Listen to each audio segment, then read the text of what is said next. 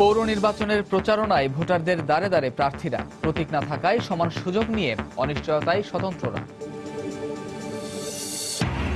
ধর্মের অপব্যাখ্যা দিয়ে দেশের নারী গোষ্ঠীকে ঘরে বসিয়ে রাখার সুযোগ নেই, কর্মপরিবেশ নিশ্চিতে কাজ করছে সরকার, রোকেয়া দিবসে প্রধানমন্ত্রী।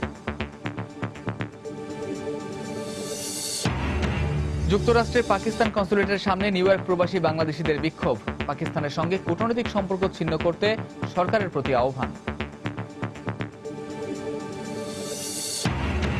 প্রতি বছর আউটসোর্সিং খাতে পর্যাপ্ত জনবল তৈরির লক্ষ্যে ৫৫,০০০ তরুণকে প্রশিক্ষণ দেওয়া হবে, বললেন প্রধানমন্ত্রীর তথ্য প্রযুক্তি উপদেষ্টা। এবং বিদেশি টিভি সম্প্রচারের লাইসেন্স ফি বাড়বে, কেবলে দেশীয় চ্যানেলগুলোর স্থান নির্ধারণ করে দেবে সরকার, জানালেন দুই মন্ত্রী।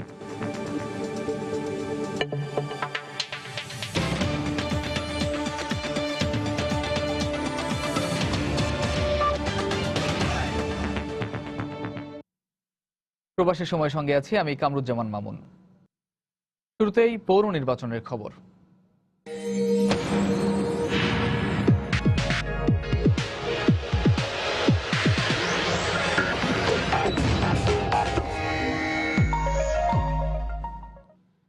সারা দেশে পৌরসভা নির্বাচনের আনুষ্ঠানিক প্রচার প্রচারণা শুরু করেছেন মেয়র ও কাউন্সিলর প্রার্থীরা।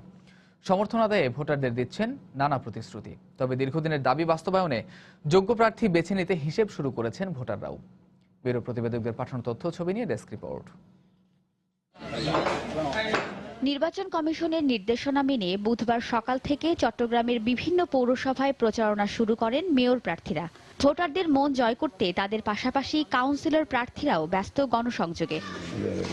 এদিকে প্রতীক ছাড়াই প্রচারণা চালাচ্ছেন স্বতন্ত্র মেয়র প্রার্থীরা। লোকজনের সাড়া খুব ভালো পাচ্ছি এবং সকল জনগণ ভোট দেওয়ার জন্য এবং নির্বাচনের আমেজে এবং দিন দিন এটা ভালো হচ্ছে আর কি। নির্বাচনের আমি শতভাগ আশাবাদী। আমার ব্যক্তিগত জীবনে কারো আমার শত্রু নাই এবং আমি অনেক সমাজ সেবা করেছি, এইটাই আমার আশা যে আমি নির্বাচনে জয়লাভ করব। ময়মনসিংহের পৌরসভাগুলোতেও আনুষ্ঠানিকভাবে নির্বাচনী প্রচারণা শুরু করেছেন মেয়র ও কাউন্সিলর প্রার্থীরা। নির্বাচিত হলে সমস্যা সমাধান সহ নানা উন্নয়নের প্রতিশ্রুতি দিয়ে ভোট চাইছেন তারা। তবে এসব ছাপিয়ে যোগ্য প্রার্থী নিয়ে হিসেব কষছেন ভোটাররা। যিনি সব দিক থেকে যোগ্য, জনগণের জন্য কাজ করবেন, এলাকার জন্য কাজ করবেন, ব্যক্তির স্বার্থের চেয়ে জনগণের সেবা করবে, আমরা মনে করি তাদেরকে ভোট দেওয়া উচিত। এদিকে রাজশাহীর কেশরহাট, তাহিরপুর ও ভবানীগঞ্জ সহ 13টি পৌরসভায় নির্বাচনী প্রচারণায় ব্যস্ত সময় পার করছেন মেয়র প্রার্থীরা। তাদের পাশাপাশি নাগরিক সমস্যা সমাধানের প্রতিশ্রুতি দিচ্ছেন কাউন্সিলর প্রার্থীরাও। সিলেটের পৌরসভাগুলোতেও সকাল থেকে চলছে মেয়র ও কাউন্সিলর প্রার্থীদের প্রচারণা। তারা নানা প্রতিশ্রুতি দিলেও ভোটাররা বলছেন কাঙ্ক্ষিত উন্নয়ন করতে পারবেন এমন প্রার্থীকেই ভোট দেবেন তারা। দীর্ঘ 19 বছর শহরতলির পার্শ্ববর্তী ইউনিয়নটাতে চেয়ারম্যান ছিলাম। আমার বিশ্বাস খুলনা পৌরবাসী তাদের অন্তরের অন্তঃস্থল থেকে আমাকে তাদের সমর্থন দেবে। যাদেরকে ভোট দিলে খুলনার উন্নয়ন হবে সেই ধরনের প্রার্থীকে আমরা ভোট দেব। 9টি ওয়ার্ড আছে, প্রায় ম্যাক্সিমাম ওয়ার্ড অবহেলিত। আমরা চাচ্ছি এগুলোর সমস্যার সমাধান হোক, যে নতুন মেয়র হিসেবে আসবেন উনি এগুলোর দিকে নজর দেবেন। এছাড়া ফেনীর সদর, দাগনভূঞা ও পরশুরাম পৌরসভায় বুধবার সকাল থেকে প্রচারণা শুরু করেন মেয়র ও কাউন্সিলর প্রার্থীরা। ওয়াহিদা স্বপ্না, সময় সংবাদ। এদিকে 14 ডিসেম্বরের আগে কোনো প্রার্থী প্রতীক নিয়ে নির্বাচনী প্রচারণা চালাতে পারবেন না বলে জানিয়েছে নির্বাচন কমিশন। কিন্তু দলীয় মেয়র প্রার্থীদের ক্ষেত্রে যেহেতু প্রতীক আগে থেকে নির্দিষ্ট, সেক্ষেত্রে স্বতন্ত্র প্রার্থীদের লেভেল প্লেয়িং ফিল্ড কিভাবে নিশ্চিত হবে তার কোনো সদুত্তর আসেনি কমিশনের কাছ থেকে। তবে পর্যবেক্ষকরা বলছেন এক্ষেত্রে স্বতন্ত্র মেয়র প্রার্থীরা কিছুটা বঞ্চিত হলেও স্থানীয় নির্বাচনে এটা বড় কোনো সমস্যা হবে না। রামিম হাসানের রিপোর্ট। বুধবার থেকে আনুষ্ঠানিকভাবে শুরু হয়েছে প্রচারণা। প্রার্থীরা যাচ্ছেন ভোটারদের দ্বারে দ্বারে। প্রতীক বরাদ্দ দেওয়া হবে আগামী 14 ডিসেম্বর, তাই প্রতীক ছাড়াই প্রচারণা চালাচ্ছেন প্রার্থীরা। কিন্তু যারা দলীয় প্রার্থী তারা এক্ষেত্রে কিছুটা এগিয়ে, কারণ তাদের প্রতীক আগে থেকেই নির্ধারিত। 9 তারিখ থেকে তারা প্রতীক নিয়ে নামবে আর আমরা 14 তারিখ থেকে নামবো, এই বিষয়গুলো আসলে ভাবা দরকার। কেন আমরা সমান সুযোগ থেকে বঞ্চিত করা হয়েছে, এটা আমাদের অভিযোগ নির্বাচন কমিশনের কাছে। তবে নির্বাচন কমিশন বলছে আইন অনুযায়ী কোনো প্রার্থী বরাদ্দের আগে প্রতীক নিয়ে প্রচারণা চালাতে পারবেন না। স্বতন্ত্র প্রার্থীদের যেহেতু প্রতীক নাই, তারা 14 তারিখে আগে প্রতীক পাবেন না। যদি রাজনৈতিক দলকে এই সুযোগ দিয়ে দেওয়া হয় তাহলে এক ধরনের বৈষম্যের সৃষ্টি হতে পারে। কমিশন বিবেচনা করে বলেছেন 14 তারিখ থেকে প্রতীক নিয়ে প্রচারণা করা যাবে। কিন্তু প্রতীক সহ দলীয় প্রার্থীরা এই সময়টাতে প্রচারণা না চালালেও ভোটারদের কাছে প্রতীক চেনানোর ক্ষেত্রে স্বতন্ত্র প্রার্থীদের চেয়ে দলীয় মনোনীতরা 5 দিন সময় বেশি পাচ্ছেন। এ ব্যাপারে লেভেল প্লেইং ফিল্ড কিভাবে নিশ্চিত হবে তার সদুত্তর নেই নির্বাচন কমিশনের এই কর্মকর্তার কাছে। বিএনপি, আওয়ামী লীগ, জাতীয় পার্টি তারা যেহেতু নিবন্ধিত দল, তাদের নির্ধারিত প্রতীক আছে, তারা প্রতীকের কথা বলতে পারবেন। প্রতীকের কথা বলার থেকে আপনি কাউকে বিরত রাখতে পারবেন, এটি বাস্তব কথা নয়। আসলে আপনাকে বাস্তবতাটা মানতে হবে। বিশ্লেষকরাও বলছেন এক্ষেত্রে দলীয় প্রার্থীরা প্রতীক নিয়ে কিছুটা এগিয়ে থাকলেও স্থানীয় নির্বাচনে ব্যক্তিগত ভাবমূর্তিটাই মুখ্য ব্যাপার। আপাত দৃষ্টিতে একটু বৈষম্য মনে হলেও যেহেতু স্থানীয় সরকার নির্বাচন, এটা আমি বলবো যে যারা দাঁড়াবেন তারা তো এমনি পরিচিত সবার কাছে আছে। স্বতন্ত্র প্রার্থীরা আমরা যদি জোরালো কোনো স্থানীয় তাদের অবস্থান থাকে, এটা তাহলে বড় সমস্যা হওয়ার কথা নয়। আগামী 30শে ডিসেম্বর অনুষ্ঠেয় পৌর নির্বাচনে আগামী 13ই ডিসেম্বর শেষ হবে মনোনয়নপত্র প্রত্যাহারের শেষ সময়, আর প্রতীক বরাদ্দ দেওয়া হবে আগামী 14ই ডিসেম্বর। রামিম হাসান, সময় সংবাদ, ঢাকা। পৌরসভা নির্বাচনে আওয়ামী লীগের বিদ্রোহী প্রার্থীরা বৃহস্পতিবারের মধ্যে মনোনয়নপত্র প্রত্যাহার না করলে দল থেকে বহিষ্কার করা হবে বলে হুঁশিয়ারি দিয়েছেন দলের যুগ্ম সাধারণ সম্পাদক মাহবুবুল আলম হানিফ। বুধবার রাতে গণভবনে প্রধানমন্ত্রী ও আওয়ামী লীগ সভাপতি শেখ হাসিনার সাথে দলের শীর্ষ নেতাদের বৈঠক শেষে সাংবাদিকদের একথা বলেন হানিফ।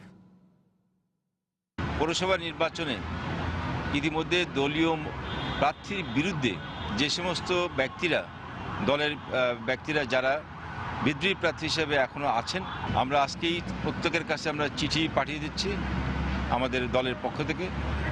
এই চিঠিতে নির্দেশনা দেওয়া আছে আগামী 24 ঘন্টার মধ্যে যে সমস্ত প্রার্থীরা এখনো বিদ্রোহী হিসাবে আছেন তাদেরকে প্রত্যাহার করার জন্য নির্দেশ দেওয়া হয়েছে। 24 ঘন্টার মধ্যে প্রার্থিতা পদ প্রত্যাহার না করলে তাদেরকে দলীয় শৃঙ্খলা ভঙ্গের অভিযোগে তাদেরকে বহিষ্কার করা হবে। শরীয়তপুরে পৌর নির্বাচনে নির্ধারিত সময়ের পর প্রার্থী পরিবর্তন করে আওয়ামী লীগই অনিয়ম শুরু করেছে বলে অভিযোগ করেছেন বিএনপির ভারপ্রাপ্ত মহাসচিব মির্জা ফখরুল ইসলাম আলমগীর। বুধবার সকালে গুলশানে বিএনপি চেয়ারপারসনের রাজনৈতিক কার্যালয়ে সংবাদ সম্মেলনে তিনি একথা বলেন।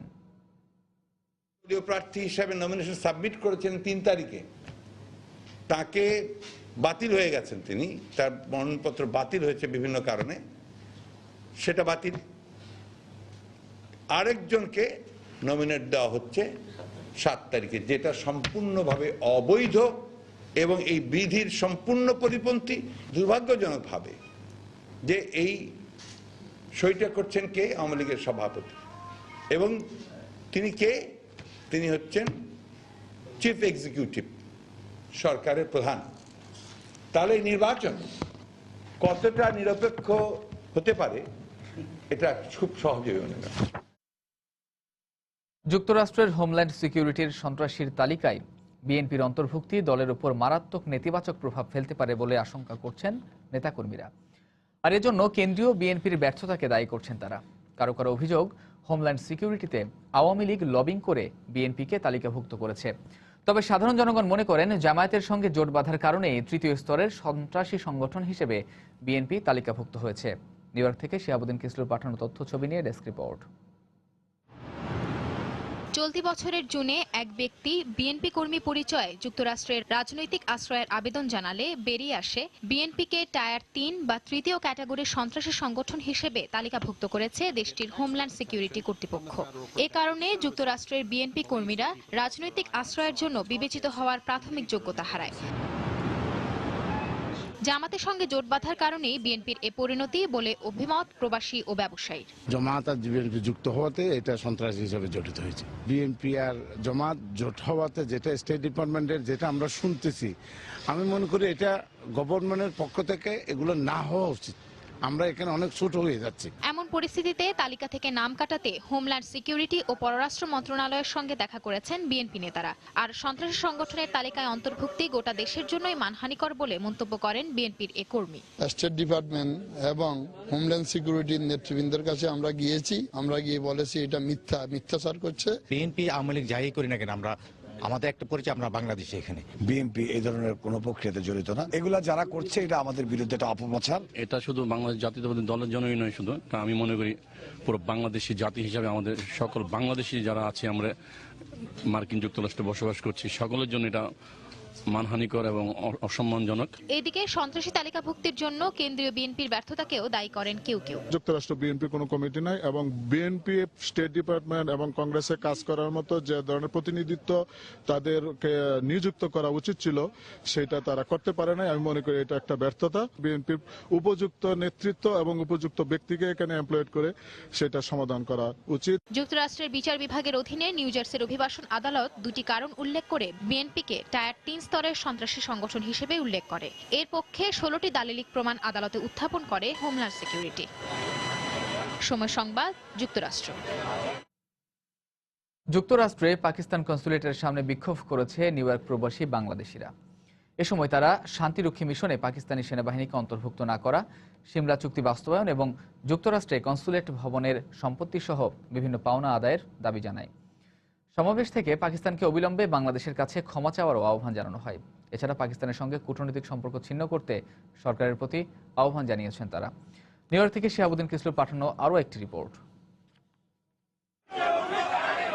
মঙ্গলবার অ্যালায়েন্স অব বাংলাদেশি আমেরিকানসের উদ্যোগে নিউ ইয়র্কের পাকিস্তান কনসুলেটের সামনে বিক্ষোভ করে প্রবাসী বাঙালিরা। সমাবেশে 1971 সালে গণহত্যার জন্য বাংলাদেশের কাছে ক্ষমা প্রার্থনা এবং স্বাধীনতার আগে কেনা পাকিস্তানের কনসুলেট ভবনের বাংলাদেশের অংশ ফিরিয়ে দেওয়ার দাবি জানানো হয়। 71 সালের যুদ্ধের সময় যে 195 জন সেনাবাহিনী বর্বরতা চালিয়েছিল, জেনোসাইড চালিয়েছিল, তাদের বিচার চাই। পাকিস্তানকে বাংলাদেশের কাছে ক্ষমা চিতে হবে। সমাবেশে বক্তব্য রাখেন সাংস্কৃতিক ব্যক্তিত্ব বেলাল বেগ, প্রবীণ সাংবাদিক সৈয়দ মাহমুদুল্লাহ, মুজাহিদ আনসারী, ডক্টর সিদ্দিকুর রহমান, ডক্টর প্রদীপ কর, সুব্রত বিশ্বাস। এ সময় বক্তারা পাকিস্তানের গোয়েন্দা সংস্থা আইএসআই কে জঙ্গি সংগঠন তালেবান, আল কায়দা ও আইএসআইএস এর জন্মদাতা বলে উল্লেখ করেন। ব্রিটিশ ভারত থেকে যখন ভারত এবং পাকিস্তান হয় তখন দুই ভাগে বিভক্ত করা হয়। আজকে পাকিস্তানের যে অংশ, এই অংশের অর্ধেক আমাদের প্রাপ্য। এই সম্পদ প্রায় $250 মিলিয়ন সম্পত্তি। এই ভিত্তি থেকে এই সম্পত্তি আমাদেরকে ফিরিয়ে দেওয়ার জন্য আমরা আহ্বান জানাচ্ছি। পাকিস্তান বাংলাদেশের 30 লক্ষ মানুষকে হত্যা করেছে, তাদের কোনো অধিকার নাই এই জাতিসংঘের শান্তি মিশনে কাজ করা। তবে প্রবাসীদের এসব দাবির স্মারকলিপি গ্রহণে অস্বীকার করে পাকিস্তান কনসুলেট। প্রবাসী বাংলাদেশিদের একটি দাবি, পাকিস্তানকে বাংলাদেশের কাছে ক্ষমা চাইতে হবে। শিহাবুদ্দিন কিসলু, সময় সংবাদ, নিউ ইয়র্ক। প্রবাসের সময় আরও থাকছে। অনিরাপদ সুয়ারেজ লাইনে মৃত্যুর ঘটনার পরও মেলে না কোনো স্থায়ী সমাধান। অভিযোগ, নগরবাসীর দায়িত্ব এড়িয়ে যায় শিল্প মালিক ও স্থানীয় প্রশাসন।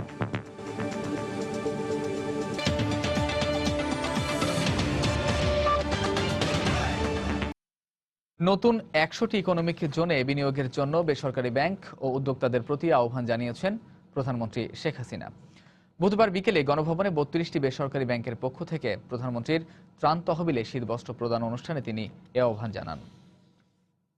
আমরা চাইনি যে আমার দেশের মানুষকে ভবিষ্যতে আর কোনদিন এরকম আমার কম্বল দিতে হয়। সে কম্বল কেনার সক্ষমতা যেন তারা অর্জন করতে পারে, অন্তত তাদের আর্থিক সচ্ছলতার জন্য এতটা হয়। একটা ব্যাংক নিলে সাথে সাথে বিনিয়োগের একটা সুযোগ হয়। 100টা অর্থনৈতিক অঞ্চল করব সমগ্র বাংলাদেশে। অর্থনৈতিক অঞ্চলগুলিতে ইনভেস্টমেন্ট শুরু করেন, যাতে করে আমাদের উন্নয়নটা অর্থাৎ ইন্ডাস্ট্রিয়ালাইজেশনটা এটা একটা জায়গায় সীমাবদ্ধ না, সমস্ত বাংলাদেশে আমরা ছড়িয়ে দিতে চাই।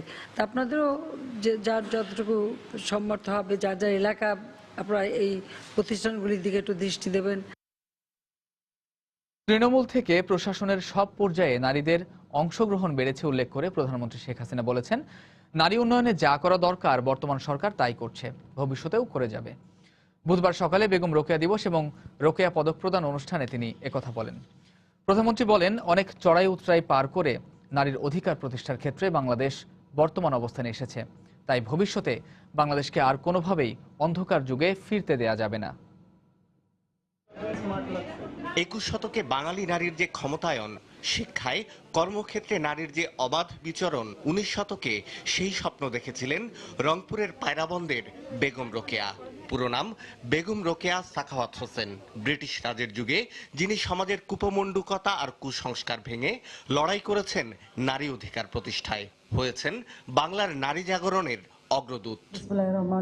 বেগম রোকেয়া দিবসের অনুষ্ঠানে প্রধানমন্ত্রী শেখ হাসিনা জানালেন, এদেশের নারীরা যেন নিজ নিজ ক্ষেত্রে তার অবস্থান করে নিতে পারে তা নিশ্চিত করবেন তিনি এবং তার সরকার।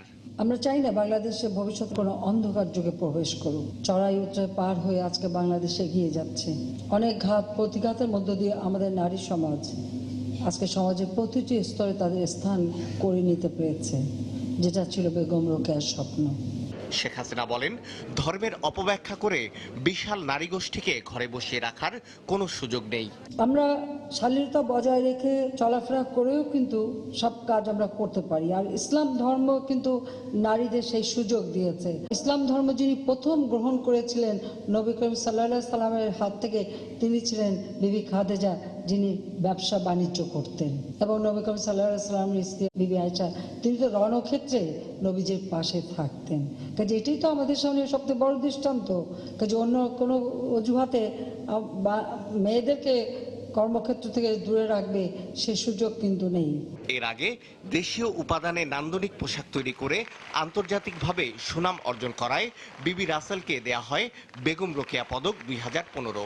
এছাড়া নারী উন্নয়ন, নারীর ক্ষমতায়ন এবং দরিদ্র নারীদের কর্মসংস্থানের সুযোগ তৈরি করে দেয় ডক্টর তাইবুন নাহার রশিদকে মরণোত্তর এই পদকে ভূষিত করা হয়। শাহ আলী জয়, সময় সংবাদ, ঢাকা। দেশের মানুষের গণতান্ত্রিক অধিকার হরণ করা হয়েছে বলে মন্তব্য করে বিএনপি চেয়ারপারসন বেগম খালেদা জিয়া বলেছেন, জীবন ও সম্পদের নিরাপত্তার স্বার্থে সকলকে ঐক্যবদ্ধ হয়ে এই সরকারের অপসারণ করা দরকার। জাতিসংঘ ঘোষিত মানবাধিকার দিবস উপলক্ষে বুধবার গণমাধ্যমে পাঠানো এক বাণীতে তিনি একথা বলেন। দলের যুগ্ম মহাসচিব রুহুল কবির রিজভী স্বাক্ষরিত ওই বাণীতে আরও বলা হয়, দেশে এখন ভয়াবহ দুঃসময় চলছে। 5 জানুয়ারির নির্বাচনের পর ক্ষমতাসীনরা দেশকে বধ্যভূমি বানিয়ে ফেলেছে বলেও মন্তব্য করা হয় বাণীতে। বাংলাদেশে বিদেশি চ্যানেলের সম্প্রচারের ক্ষেত্রে লাইসেন্স ফি বেশ কয়েক গুণ বাড়ানোর কথা সক্রিয়ভাবে চিন্তা করছে সরকার। এছাড়া কেবলই স্থান নির্ধারণ করে দেওয়া হবে দেশীয় চ্যানেলগুলোর। বুধবার দুপুরে সচিবালয়ে টেলিভিশন মালিকদের সংগঠন অ্যাডকোর সঙ্গে বৈঠকের পর ব্রিফিংয়ে বাণিজ্যমন্ত্রী ও তথ্যমন্ত্রী একথা জানান। বাংলাদেশে সংবাদ ও বিনোদন ভিত্তিক বেশ কিছু বেসরকারি টেলিভিশন থাকার পরও নানা কৌশলে দেশীয় বাজার দখল করছে ভারতীয় টেলিভিশন চ্যানেল। ভারতে অবস্থান করেই নামমাত্র রাজস্ব দিয়েই বাংলাদেশে টেলিভিশন পরিচালনা ও প্রদর্শনের মাধ্যমে এদেশীয় বিজ্ঞাপনের বাজার দখল করছে এসব ভারতীয় চ্যানেল। এমনকি দেশীয় চ্যানেলকে উপেক্ষা করে সুবিধাভোগী কেবল অপারেটররা ভারতীয় চ্যানেলগুলোর স্থানও করে দেয় সামনের দিকে। ঠিক তখনই আমি সচিবালয়ে বাণিজ্য ও তথ্যমন্ত্রীর সাথে বেসরকারি টেলিভিশন মালিকদের সংগঠন অ্যাডকোর কর্মকর্তাদের বৈঠককালে এসব তথ্যই উঠে আসে।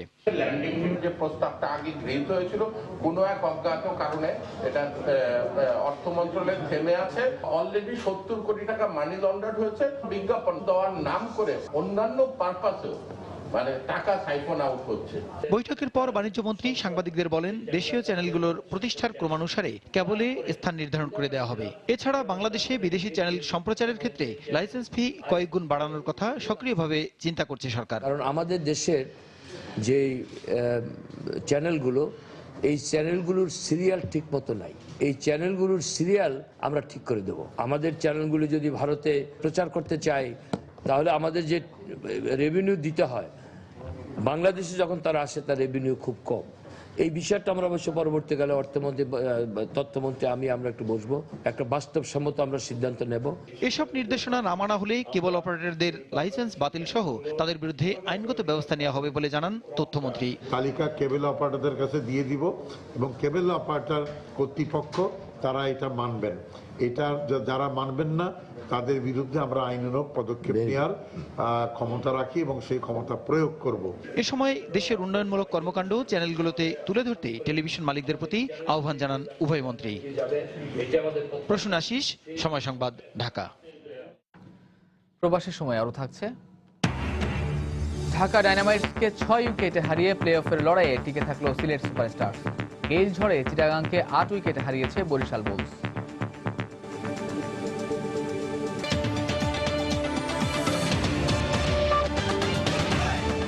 তথ্য প্রযুক্তিতে দক্ষ জনবল তৈরির লক্ষ্যে প্রতি বছর 50,000 তরুণকে প্রশিক্ষিত করা হবে।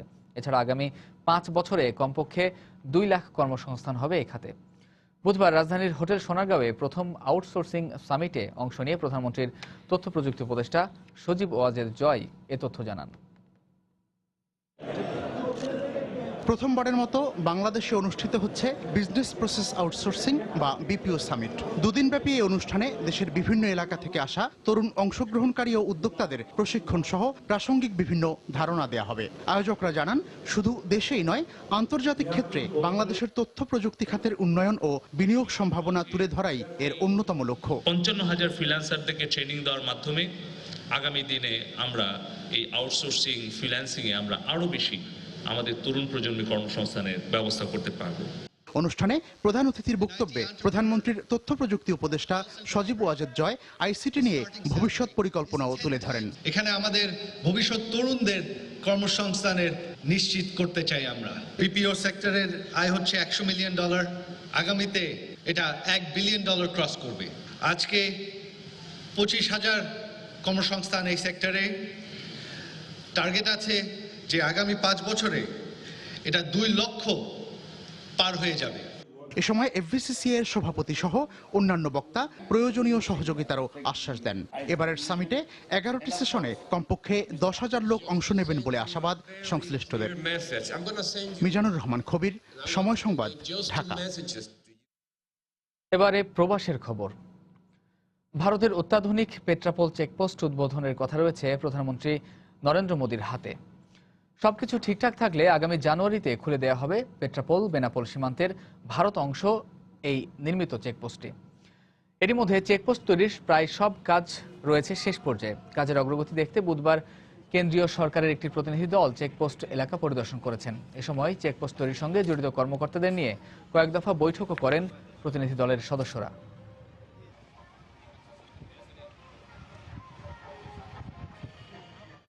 বন্ড সুবিধার আওতায় আমদানি করা লোহা জাতীয় দ্রব্য বা বিপি শিট অবৈধভাবে খোলা বাজারে বিক্রির প্রতিবাদে মানববন্ধন করেছে বাংলাদেশ আয়রন ও স্টিল ইম্পোর্টার অ্যাসোসিয়েশন।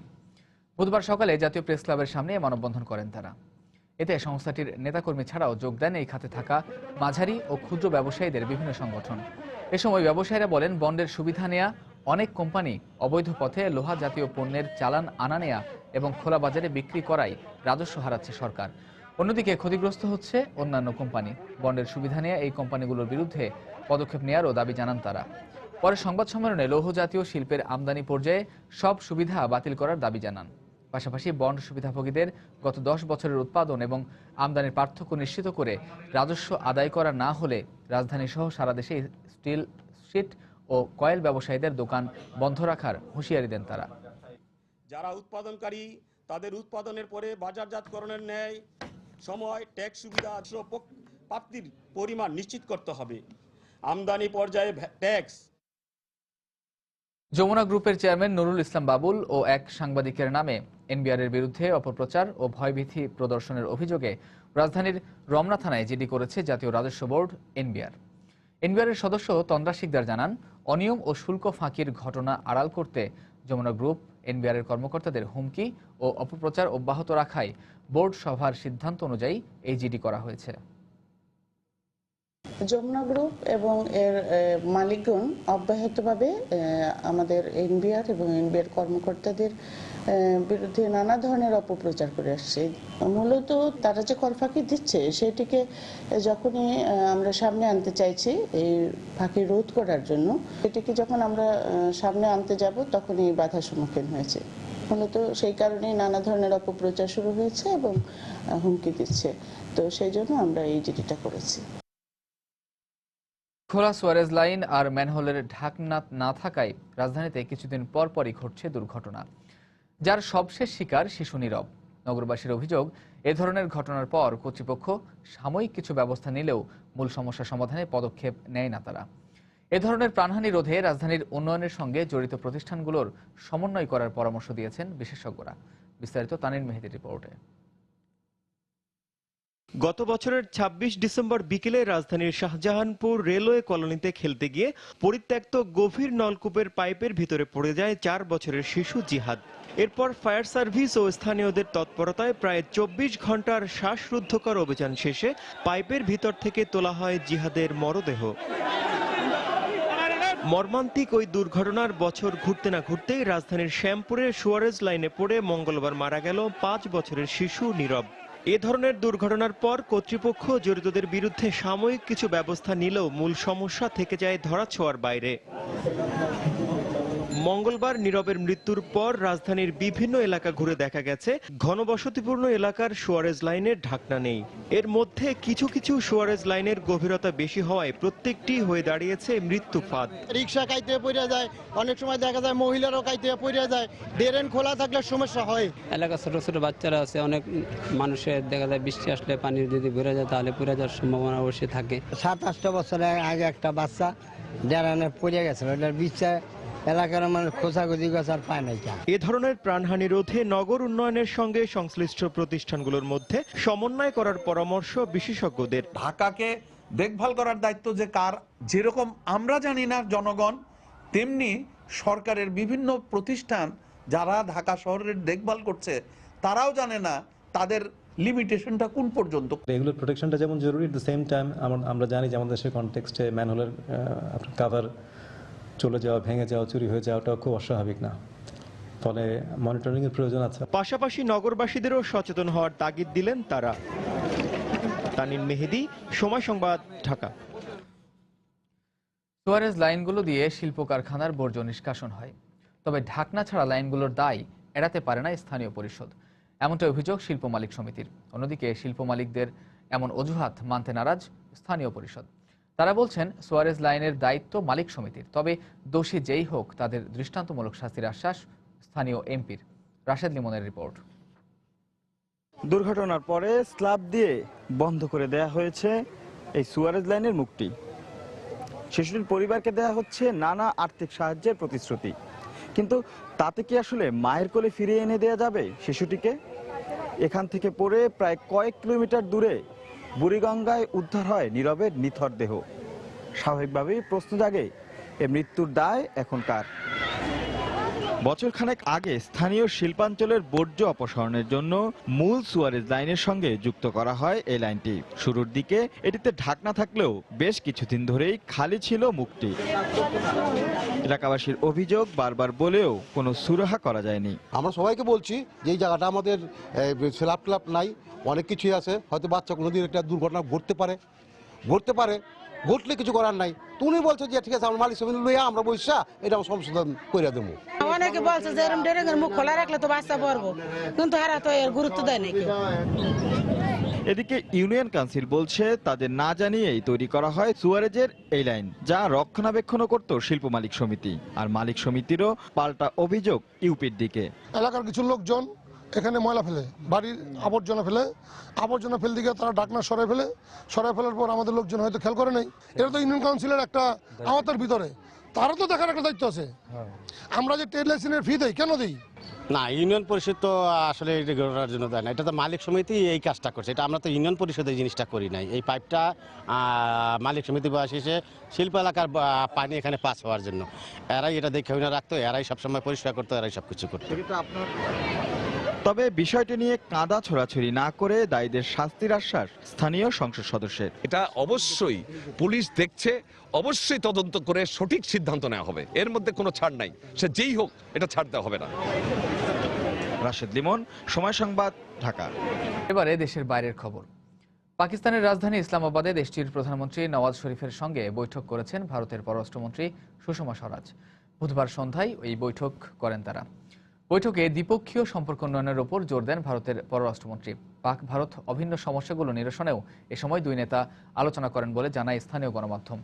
এছাড়াও এদিন পাকিস্তানের পররাষ্ট্রমন্ত্রী সাতাজ আজিজের সঙ্গে বহুল আলোচিত দ্বিপক্ষীয় বৈঠক করেন ভারতের পররাষ্ট্রমন্ত্রী। বৈঠক শেষে এক যৌথ সংবাদ সম্মেলনে পাক ভারত শান্তি আলোচনা শিগগিরই আবারও শুরুর বিষয়ে আশাবাদ ব্যক্ত করেন সুষমা স্বরাজ।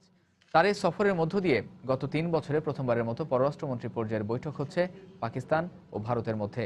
আর এর মাধ্যমে দক্ষিণ এশিয়ার 2 পরমাণু ক্ষমতাধর রাষ্ট্রের মধ্যে দ্বিপক্ষীয় উন্নয়নের একটি ধারা তৈরি হবে বলে আশা করছে দুদেশের সরকার।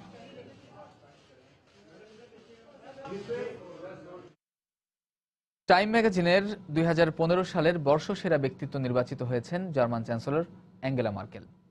ইউরোপে ঋণ সংকট ও শরণার্থী ও অভিবাসী সমস্যা সমাধান সহ ইউক্রেনে রাশিয়ার হস্তক্ষেপ বন্ধে নেতৃত্বাধীন ভূমিকা পালনের কারণে এবছর এই স্বীকৃতি দেওয়া হয় তাকে। মার্কেল সম্পর্কে টাইম ম্যাগাজিন আরও জানায়, প্রতিটি গভীর সংকটে সাহসী ভূমিকা রেখেছেন জার্মান চ্যান্সেলর। সে সঙ্গে বেশিরভাগ দেশের রাজনীতিবিদ দেশের জন্য যেসব কাজ করার সাহস দেখান না, মার্কেল তা করে দেখিয়েছেন। আর এ কারণেই এবার টাইমসের বর্ষসেরা ব্যক্তিত্ব নির্বাচিত হয়েছেন তিনি। মার্কেল ছাড়াও রানার আপ হিসেবে এই তালিকায় আছে আইএস নেতা আবু বকর আল বাগদাদি, যুক্তরাষ্ট্রের প্রেসিডেন্ট পদে রিপাবলিকান দলের মনোনয়ন প্রত্যাশী ডোনাল্ড ট্রাম্প, ইরানের প্রেসিডেন্ট হাসান রুহানির নামও।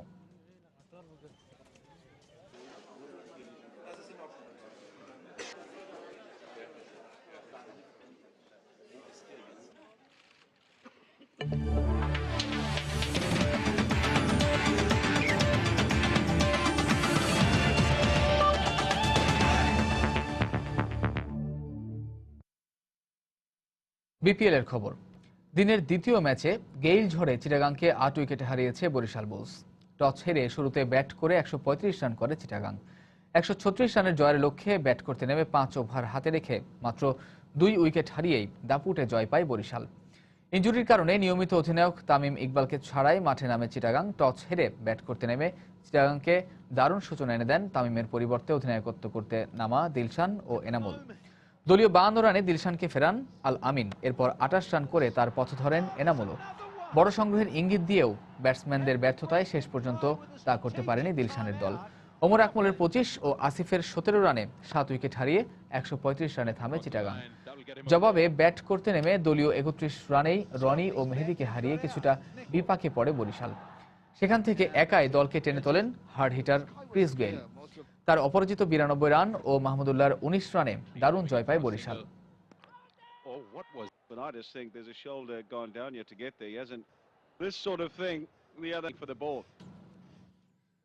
এদিকে দিনের শ্বাসরুদ্ধকর প্রথম ম্যাচে ঢাকা ডায়নামাইটসকে 6 উইকেটে হারিয়ে প্লে অফে খেলার স্বপ্ন বাঁচিয়ে রাখল সিলেট সুপারস্টার্স। মিরপুরে টস হেরে আগে ব্যাট করে 5 উইকেটে 157 রান করে কুমার সাঙ্গাকারার ঢাকা। জবাবে 4 উইকেট হারিয়ে জয় নিশ্চিত করে শহীদ আফ্রিদির সিলেট। উদ্বোধনী জুটিতে 28 রান যোগ করেন ঢাকার 2 ওপেনার ফরহাদ রেজা ও ইয়াসির শাহ। 8 রানে হাফিজ ফেরার পর ফরহাদ রেজাও আউট হন ব্যক্তিগত 31 রানে। তবে অধিনায়ক সাঙ্গাকারার সঙ্গে জুটি বাঁধেন ঢাকার আইকন নাসির। চতুর্থ উইকেটে দুজনের 69 রানের জুটির উপর ভর করে 157 রানের চ্যালেঞ্জিং সংগ্রহ পায় ঢাকা। সাঙ্গা 48 ও নাসির করেন 31 রান। জবাবে ব্যাট করতে নেমে সিলেটও পায় দারুণ সূচনা। দলীয় 36 রানে জোসুয়া কব ফিরে গেলেও বোপারা ও জুনায়েদ সিদ্দিকীর ব্যাটে ভর করে দুর্দান্ত খেলতে থাকে সিলেট। জুনায়েদ 51 রান করে ফিরে যাবার পরপরই বোপারা আউট হন 55 রানে। এরপর সোহাইল তানভীর দলের জন্য গুরুত্বপূর্ণ 19 রান যোগ করেন।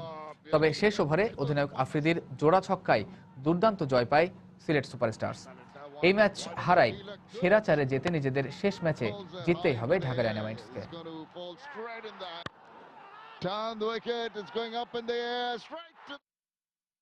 প্রবাসের সময় এ পর্যায়ে শীর্ষ সংবাদগুলো জানিয়ে দিচ্ছি আরও একবার।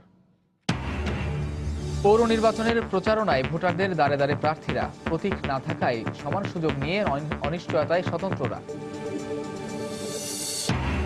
ধর্মের অপব্যাখ্যা দিয়ে দেশের নারী গোষ্ঠীকে ঘরে বসিয়ে রাখার সুযোগ নেই, কর্মপরিবেশ নিশ্চিতে কাজ করছে সরকার, রোকেয়া দিবসে প্রধানমন্ত্রী। যুক্তরাষ্ট্রে পাকিস্তান কনসুলেটের সামনে নিউ ইয়র্ক প্রবাসী বাংলাদেশিদের বিক্ষোভ, পাকিস্তানের সঙ্গে কূটনৈতিক সম্পর্ক ছিন্ন করতে সরকারের প্রতি আহ্বান। প্রতি বছর আউটসোর্সিং খাতে পর্যাপ্ত জনবল তৈরির লক্ষ্যে 55,000 তরুণকে প্রশিক্ষণ দেওয়া হবে, বললেন প্রধানমন্ত্রীর তথ্য প্রযুক্তি উপদেষ্টা। এবং বিদেশি টিভি সম্প্রচারের লাইসেন্স ফি বাড়বে, কেবলে দেশীয় চ্যানেলগুলোর স্থান নির্ধারণ করে দেবে সরকার, জানালেন 2 মন্ত্রী। এই ছিল প্রবাসের সময়ে। যে কোনো খবর পেতে ভিজিট করুন সময় নিউজ.tv। যে কোনো বাংলালিংক রবি ও সিরিজের নম্বর থেকে সময় সংবাদের খবর, অনুষ্ঠান সূচি জানতে এবং যে কোনো তথ্য সময় সংবাদকে জানাতে ডায়াল করুন 16242 নম্বরে। এছাড়া মতো পাওয়া খবর আপনার মোবাইলে পেতে SMS করুন *SN লিখে পাঠিয়ে দিন 16242 নম্বরে। আর সঙ্গে থাকুন সময়।